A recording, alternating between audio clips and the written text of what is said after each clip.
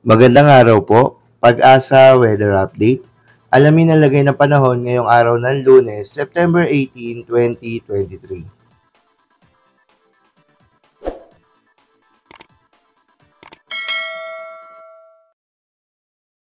Magandang umaga po ng Lunes sa inyong lahat. Narito na ang lagay ng ating panahon. Live po mula sa Pag-asa Weather Forecasting Center ngayong September 18, 2023. Makikita ho natin sa ating latest satellite images, wala ho tayong minomonitor na anumang low pressure area o bagyo sa loob o labas man ng Philippine Area of Responsibility. Posible ho in the next 2 to 3 days, maliit pa yung chance na magkaroon tayo ng bagyo. At Intertropical Convergence Zone o tinatawag na ITCZ na may mga kaulapan ang siyang inasa natin magdadala ng mas malaking tsansa ng mga pag-ulan, partikular na ho sa malaking bahagi dito sa May Mindanao.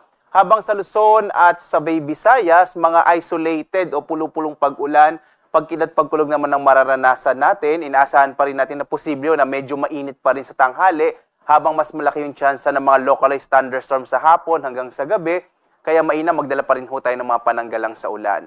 Samantala, ito ang inaasahan natin magiging lagay ng panahon sa may bahagi ng Luzon kung saan mga isolated rain showers and thunderstorms ang maaring maranasan ngayong araw habang posible pa rin medyo mainit yung mga tanghali natin.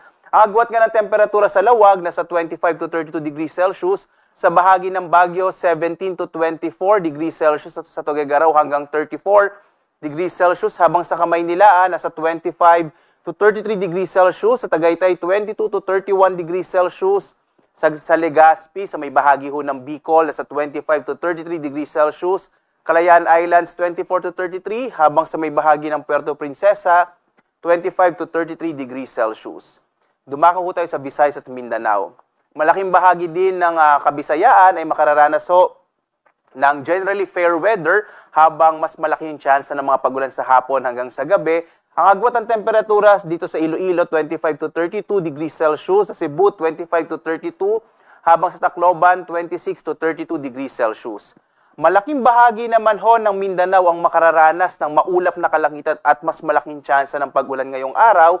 Dulot nga yan ng Intertropical Convergence Zone or ITCZ. Agwat ang temperatura sa Zamboanga, 25 to 33. Sa Cagayan de Oro, 25 to 32. Habang sa Davao ay 24 to 31 degrees Celsius. Kaya sa mga kababayan ho natin sa Mindanao, asahan ho ninyo ang maulap na kalangitan na mas malaki yung tsansa ng mga pag-ulan para sa araw na ito. Samantala, wala ho tayong nakataas na gale warning. Ibig sabihin, ligtas namang pumalaot ho yung mga sasakyang pandagat. Kahit yung mga maliliit na mga bangka, maaaring maglayag sa ating mga karagatan. Subalit, iba yung pag-iingat kapag meron tayong mga thunderstorms o mga pagkilat pagkulog, maaari kasing magdulot ito ng bigla ang paglakas ng alon ng karagatan. Kaya iba yung pag-iingat pa rin yung kinakailangan. Narito naman ating inaasahang panahon sa mga susunod na araw. Makikita ho natin yung bahagi ng Legazpi, bandang araw ng Huwebes, posibleng medyo maulap yung kalangitan, habang bukas sa Davao, dulot ng ITCZ, inaasahan din natin na maulap pa rin yung kalangitan at mas malaking tsansa ng mga pag-ulan.